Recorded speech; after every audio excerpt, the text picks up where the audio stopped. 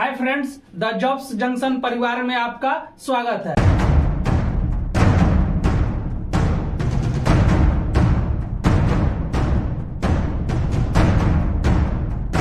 अब हम लोग आज के टॉपिक को शुरू करेंगे। हमने पिछले क्लास में अरावली पर्वत श्रेणी को जाना था और आज के क्लास में 3-4 पठार के बारे में देखेंगे, जैसे मेवाड़ का पठार, मालवा का पठार, बुंदेलखंड का पठार और विंध्य श्रेणी का पठार। तो आइए हम आज के पठार को देखते हैं। आज का हमारा पहला पठार है मेवाड़ का पठार। अगर हम विस्तार की बात करेंगे मेवाड़ का पठार की किन किन राज्यों में स्थित है, तो वह हो जाएगा आपका राजस्थान और मध्य प्रदेश। कहाँ हो जाएगा? राजस्थान और मध्य प्रदेश। और जो है मेवाड़ पठार एक महत्वपूर्ण भूमिका निभाता है। वह जो है अरावली पर्वत श्रेणी को और मालवा पर्वत श्रेणी को दोनों को अलग करने का काम करता है। कौन सा?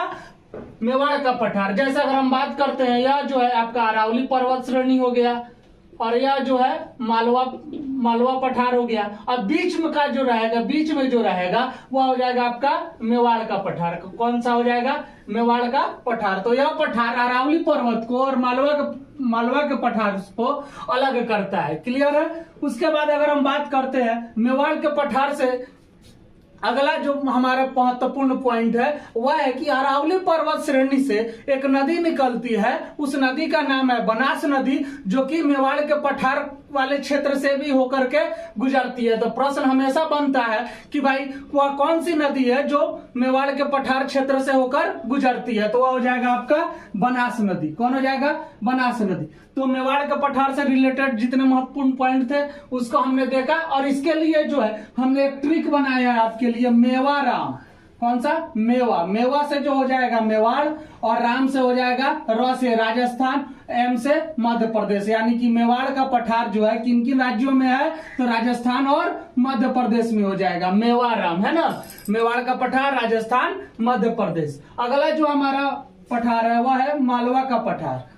कौन है? मालवा का पठार। अगर हम इसके विस्तार की बात करेंगे तो मध्य प्रदेश और राजस्थान, किन किन राज्यों में? मध्य प्रदेश और राजस्थान। और राजस्थान में इसे हड़ौती के नाम से भी जानते हैं, यानी कि हड़ौती पठार के नाम से भी जानते हैं। क्लियर है? अगर हम इसके निर्माण की बात करेंगे तो इसका निर्माण जो है ज्वालामुखी उद्गार के लावा के जमने से हुआ है। आपको पता है कि ज्वालामुखी जब निकलती है तो उसमें बहुत ज्यादा हाई वोल्टेज के लावा रहते हैं और वह लावा जब धीरे धीरे शांत होते हैं तो उससे किसका निर्माण होता है? पठार, पहाड़ी सब का निर्माण होता है। तो उसी का देन है कौन? मालवा का पठार। अगर हम चट्टान की बात करेंगे कि कौन से चट्टान से निर्मित है मालवा का पठार, तो वो हो जाएगा आपका बेसाल्ट चट्टान। कौन हो जाएगा? बेसाल्ट चट्टान। ठीक है। उसके बाद हमने यहाँ पे देखा था विस्तार मध्य प्रदेश और राजस्थान। तो मध्य प्रदेश की अगर हम बात करेंगे तो मध्य प्रदेश के 28% हिस्से पे जो है मालवा का पठार है। कौन है? मालवा का पठार है। और यह जो है मध्य प्रदेश का सबसे बड़ा क्षेत्र है मालवा का पठार। क्लियर है? अगर हम प्रमुख नदी की बात करेंगे तो 2 नदी हो जाएगी, चंबल और छिप्रा। यह जो है मालवा के पठार से होकर के गुजरती है। अगर हम वर्षा की बात करते हैं कि मालवा के पठार में जो है औसतन वर्षा कितना होता है, तो वह हो जाएगा आपका 50 से 75 सेंटीमीटर। कितना होगा? 50 से 75 सेंटीमीटर हो जाएगा। उसके बाद अगर हम पर्यटन स्थल की बात करेंगे कि मालवा के पठार में जो है कौन कौन से पर्यटन स्थल है, तो वहां पे जो है 3 प्रकार के पर्यटन स्थल पाए जाते हैं। कौन कौन? एक धार्मिक पर्यटन स्थल, दूसरा ऐतिहासिक पर्यटन स्थल और तीसरा हो जाएगा प्राकृतिक पर्यटन स्थल। कौन कौन हो जाएंगे? धार्मिक, ऐतिहासिक और प्राकृतिक। तो आइए हम लोग धार्मिक में देखते हैं। तो धार्मिक पर्यटन स्थल की बात करेंगे तो महाकालेश्वर मंदिर और ओमकारेश्वर मंदिर, यह दोनों जो है मालवा के पठार में स्थित है। कौन कौन? महाकालेश्वर मंदिर और ओमकारेश्वर मंदिर। अगर हम ऐतिहासिक पर्यटन की बात करेंगे तो मांडू महल, रानी रूपमती महल, यह दोनों जो है आपको मालवा के पठार में स्थित है। अगर हम प्राकृतिक पर्यटन की बात करेंगे तो वह हो जाएगा आपका रामा मंडल अभ्यारण्य। उसके बाद पताल पानी जलप्रपात, यह काफी महत्वपूर्ण है, हमेशा एग्जाम में आता है। पताल पानी जलप्रपात जो है कहाँ स्थित है? तो मालवा के पठार मध्य प्रदेश में स्थित है। ठीक है। अब जो है हमारा तीसरा जो पठार है वह है आपका बुंदेलखंड का पठार। अगर हम बुंदेलखंड पठार की बात करेंगे, इसके विस्तार की बात करेंगे, तो वह हो जाएगा आपका मध्य प्रदेश और उत्तर प्रदेश। कौन कौन हो जाएगा? मध्य प्रदेश और उत्तर प्रदेश। अगर निर्माण की बात करेंगे तो ग्रेनाइट एवं निस चट्टान से हुआ है, ग्रेनाइट एवं निस चट्टान से हुआ है। क्लियर है। अगर हम मिट्टी की बात करेंगे तो बुंदेलखंड का जो पठार है वहां की मिट्टी लाल होती है। और अगर हम मालवा के पठार की मिट्टी की बात करेंगे तो यहाँ पे काली मिट्टी पाई जाती है। कौन सी मिट्टी? काली मिट्टी। और आपको पता है कि काली मिट्टी का जो है उपयोग सर्वाधिक कपास की खेती के लिए किया जाता है, यानी कि सबसे उपयुक्त होती है काली मिट्टी कपास की खेती के लिए। तो मालवा के क्षेत्र में जो है कपास की खेती अच्छे होती है। ठीक है। तब हम बात करते हैं यहाँ पे बुंदेलखंड के पठार का। तो यहाँ का निर्माण हो गया आपका ग्रेनाइट एवं निस चट्टान से।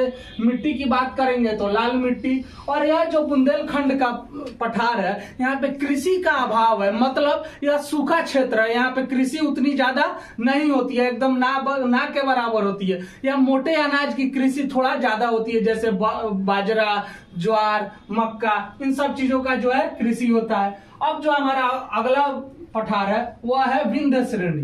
अगर हम विंध्य श्रेणी की बात करेंगे तो विंध्य पर्वत श्रेणी मालवा के दक्षिण में स्थित है। कहाँ पे है? मालवा के दक्षिण में स्थित है। विंध्य पर्वत श्रेणी कहाँ है? तो मालवा के दक्षिण में स्थित है। क्लियर है। अगर हम इसके विस्तार की बात करेंगे तो सर्वाधिक विस्तार इसका मध्य प्रदेश में है। कहाँ पे है? सर्वाधिक विस्तार मध्य प्रदेश में है। इसे पूर्व में इसे भांडेर की पहाड़ी या कैमूर पर्वत के नाम से जाना जाता है। भांडेर की पहाड़ी या कैमूर के पहाड़ी के नाम से जाना जाता है, जो कि हमारे बिहार तक फैला हुआ है। कैमूर का पहाड़ी जो है बिहार में स्थित। क्लियर है। उसके बाद लाल बलुआ चट्टान एवं चूना पत्थर से निर्मित, यानी कि यह जो विंध्य पर्वत श्रेणी है, विंध्य श्रेणी है, इससे जो है लाल बलुआ चट्टान एवं चूना पत्थर से निर्मित है ना, जो कि भवन बनाने में कार्य देता है। जैसे लाल वाला बालू होता है वो सब जो है विंध्य श्रेणी से निकलता है। क्लियर।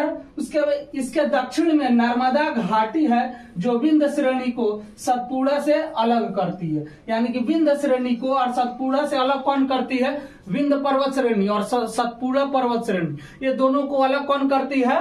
तो नर्मदा घाटी को अलग करती है। कौन करती है? नर्मदा घाटी करती है। और आज के क्लास में बस इतना ही। हम लोग मिलेंगे अगले क्लास में और सतपुड़ा पहाड़ी को जो है बहुत ही विधिवत तरीके से देखेंगे। और अभी तक अगर आपने द जब्स जंक्शन को सब्सक्राइब नहीं किया है तो उसको सब्सक्राइब कीजिए।